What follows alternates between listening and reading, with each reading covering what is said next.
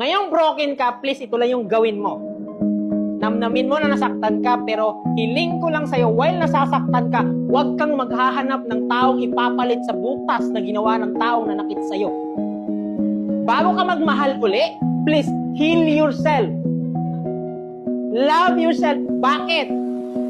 Ikukumpara mo yung taong naiwan, yung sinaktan ka, kawawa naman yung bagong darating sa'yo. Overthink ka ng overthink, baka gawin niya rin yung ginawa ng pangalawa. Pero iba yung pangatlo. Malay mo, tamang tao na yung dumating sa'yo. Pero kaka-overthink mo, nagagawin ng ikalawa, o ikatlo yung ikalawa na ginawa, kawawa yung ikatlo.